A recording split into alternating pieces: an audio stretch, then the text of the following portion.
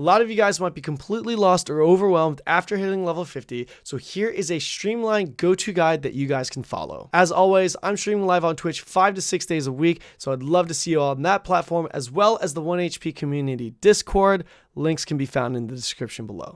But first, a word from our sponsor. If you've heard of Raid Shadow Legends, you know it's got a ton of champions, over 600 now. But I want to talk to you about something else for a minute. The bosses. And when I say a minute, I mean literally a minute. This segment has to be about 60 more seconds. Raid's got an insane variety of badass looking bosses, and I want to give you guys the breakdown of one of my favorites. Yes, we're still on script. Sylvania, Guardian of the Spirit Keep. As a boss battle, Sylvania is all about that healing. She heals up to half her health every time she gets a turn, and she also deals bonus damage based on how much HP she has left. If you have one or two champions that can keep a healing reduction debuff on her, then you've got her number. And I know what you're thinking. Is this an advertisement or guide? I'm literally trying to figure that out myself. But wait, that's not all. Raid's got a ton happening this month with a fresh rotation of the brutal Hydra boss and a ton of events and tournaments every single day, including some special Valentine's Day events where you can get your hands on a brand new legendary champion. This is the best time to get started in Raid, and if you click my link in the description or scan my QR code on screen, you'll get cool bonuses. We're talking a free epic champion Ina, 200k silver, 1 energy refill, and 1 EXP boost, and 1 ancient shard, so you can summon awesome champions as soon as you get in game. All this treasure will be waiting for you here.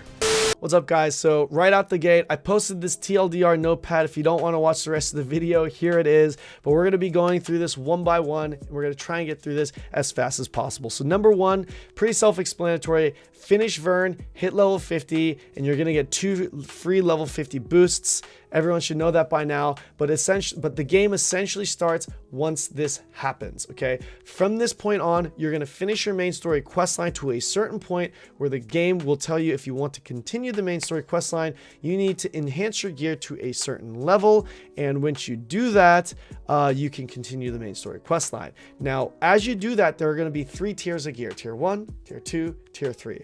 That's literally what it's called, Tier 1, 2, and 3. You're gonna plus your gear from Tier 1 to plus 15.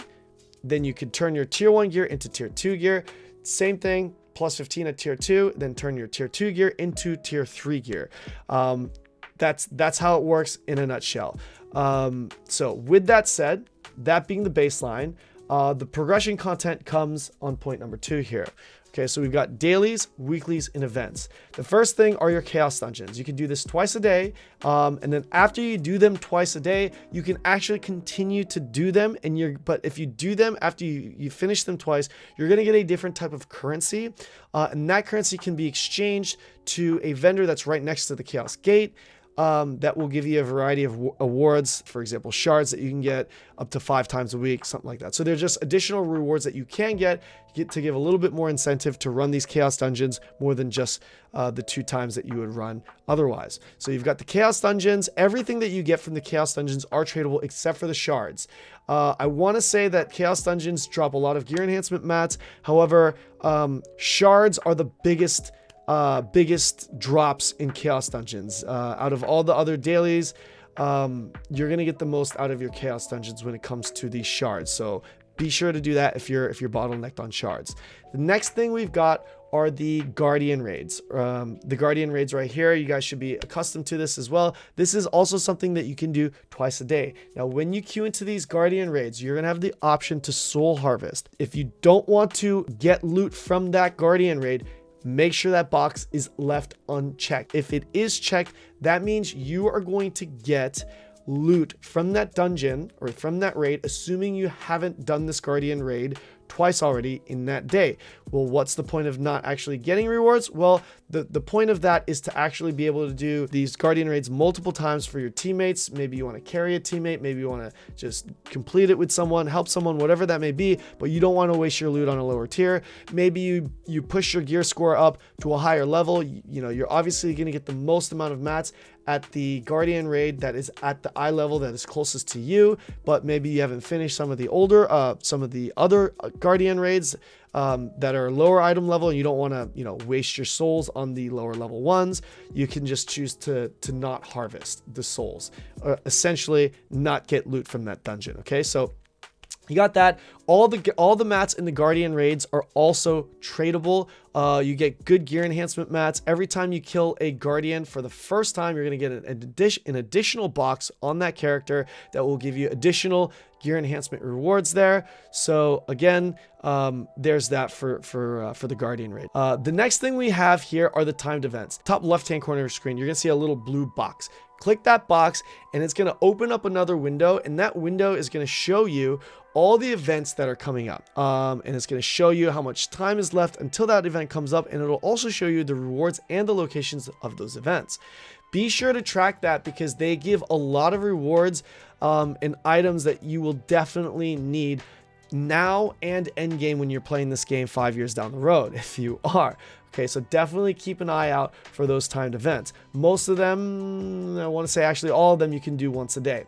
The next one we have are your Una tasks. You hit Alt-J, that's the shortcut, default shortcut to bring up these Una tasks, and these are dailies and weeklies. These give you a variety of rewards, notably leap stones and shards that you would need, but they also give a lot of other rewards, including rep. And if you don't know what I'm talking about when it comes to rep and the rep rewards that you can get from completing these tasks, definitely check out one of the videos that I have in regards to this. I'll link that in the description below.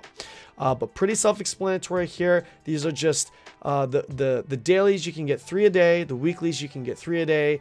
You complete these quests and you're done. You can actually get you can actually get these scrolls that allow you to auto skip or auto complete these quests. Only the dailies, not the weeklies. Auto complete the dailies, but you will have had to have completed the daily you're trying to auto complete at least one time, then you can do it. Okay, so the next thing we have are our one-time island quests. There are a lot of islands in Lost Ark that have quests that you can complete one time on your account. So you can't complete it on every character, it's just one time on your account.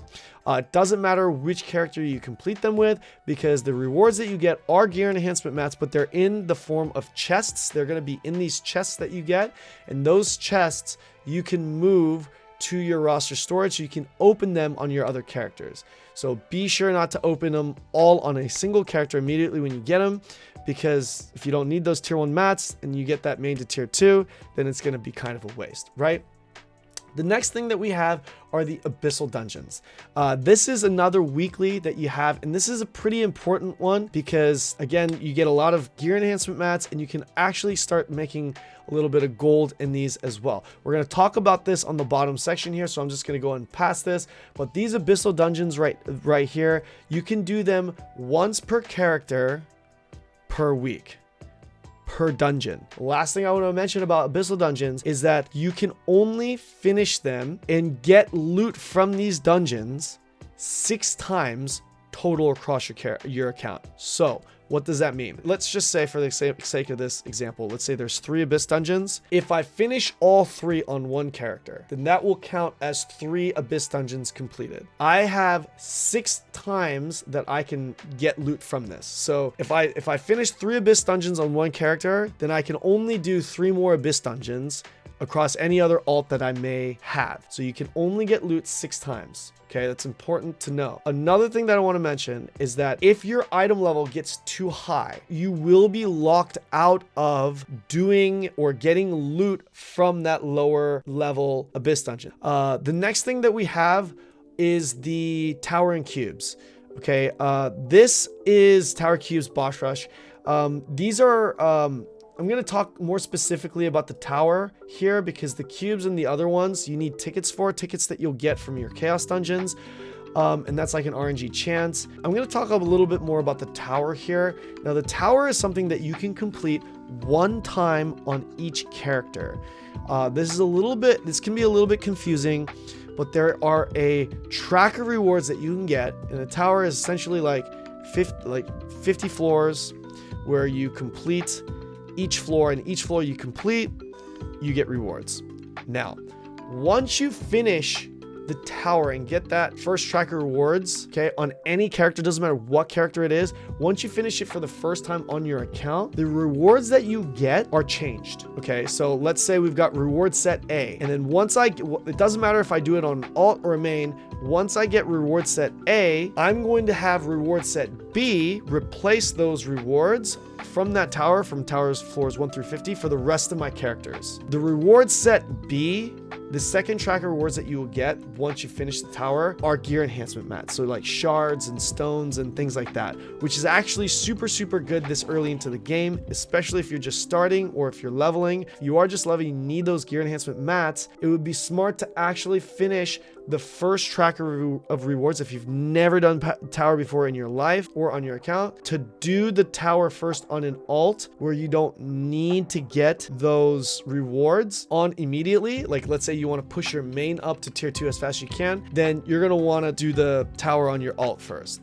And then once the rewards change to gear enhancement mats, then you're going to want to complete it on the character that you're trying to push item level with. The third thing that we've got here is the eye level progression. Pretty self-explanatory. You got to get your item level up in order to move forward. And the strategy here is to get the main to 460 item level to be able to continue on. If you have alts that are made at this point, those alts are going to be feeding the mats. Where? From the Chaos Dungeons and the Guardians. Create 4 to 5 alts and get them all to 340 item level, because 340 item level is the entry to your Abyss dungeons, which is what we were talking about earlier, and we're going to talk a little bit more about it at the end here. Number 3, what I would do is I would create 4 to 5 alts in order to do that. Do you have to have 3 to 4 alts? Of course not. You really don't. Is it more efficient to do so? Yes. Do you really need to be efficient? No, you don't. Then the next step, we have the main story quest on the main, and we're getting the main to tier 2. And once you're at tier 2, you are going to go back to your housing and check.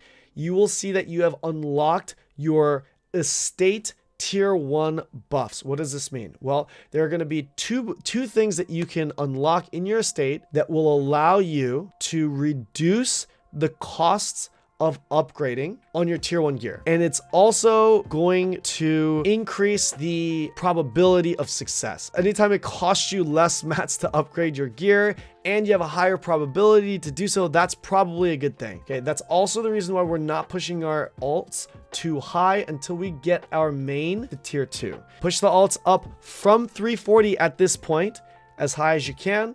I would do them one at a time. Number 5, push alts one by one. All right. So that, in a nutshell, that's pretty much it. Those are the 5 steps. And you repeat that process at tier 2, and then you repeat it, so on and so forth to get to tier 3. I want to talk about revenue generating here real quick. So Chaos Dungeons and Guardians, they have tradable and sellable mats. Okay, guys, if you have a lot of alts at tier 1, tier 2, tier 3, whatever it is, they're going to be farming those Chaos Dungeons and Guardian raids, and all of those mats you can either feed to your characters to get them up, or you can sell them. Excuse me, you can sell them on the auction house and make gold. Makes sense? Abyssal dungeons, also, you get a lot of stuff from this, okay? First of all, you're going to get 100 gold net. And I say net because you're going to actually get more than this. You're going to actually get 160 gold at tier 1. I'm talking about the tier 1 Abyss dungeons, because you actually get more rewards and more gold the higher you go. So the reason why I'm saying 100 gold net is because you'll have the option to spend 30 gold per, so that's 60 gold between the 2 runs, to get additional gear enhancement mats, ability stones, accessories, all that good stuff for 30 gold. And it's definitely worth to do that. So assuming that you do that and you pay that extra 30 gold to do it, you're going to net 100 gold per run. You're going to get approximately 200 red stones for your weapon, 500 guardian blue stones for your armor. You get roughly around 2,000 shards, roughly around 20 leap stones, roughly around 30 accessibles, which are all tradable, and 10 ability stones, which are all tradable. The stones, shards, and leap stones are not tradable, that you get from the Abyssal dungeons. And you're also going to get 4 engraving books, which are also tradable. Outside of the gold that you can make from this, so if you're running this across 6 characters per week, that's 600 gold a week that you're making. You also have the ability to really hit the home run and get some books and accessories that sell for a lot of gold. The last thing we have are the world events that I want to mention. There are world event islands, not to be confused with these one-time quest islands. Again, this is the same thing that we were talking about with the timed events, exactly the same. There are different islands that you can go to that have different rewards, both for the short-term and long-term games. Guys, just do this. Like, you'll make revenue from this. Tradable stuff or raw gold in some cases. Of course, some untradeable mats as well, but just be on the lookout for this. Most notably, the ones that provide secret maps, aka the Chaos Gates. Now, I was thinking about doing a separate video for this with a clickbaity title. Maybe I do, but guys, these Chaos Gates are something that will generate you a lot of gold. A lot of gold. There's a reason why that there are a lot of people that are bidding on these legendary maps at the end of these Chaos Gates for thousands of gold. There's a reason why that's happening. And if you're one of the guys that are sitting there thinking, haha, you're wasting gold by bidding 2,000 on a map that's not giving you that much money, then you are one of the many that are mistaken.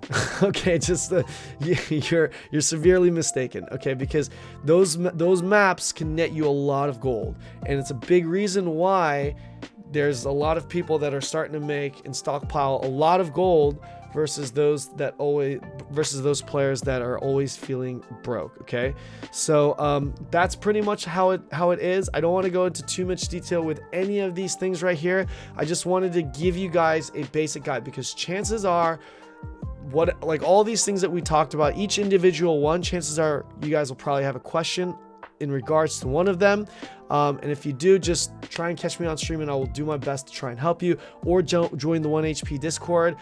You will absolutely find people to help you there. But as far as this video goes, if you found it helpful, please like and subscribe. It really helps to grow the channel. Again, let me know if you have any questions in the comment section below, and catch me on stream. Guys, I really appreciate all the recent support that you guys have given me. You guys are absolutely amazing, and I will see you in the next video.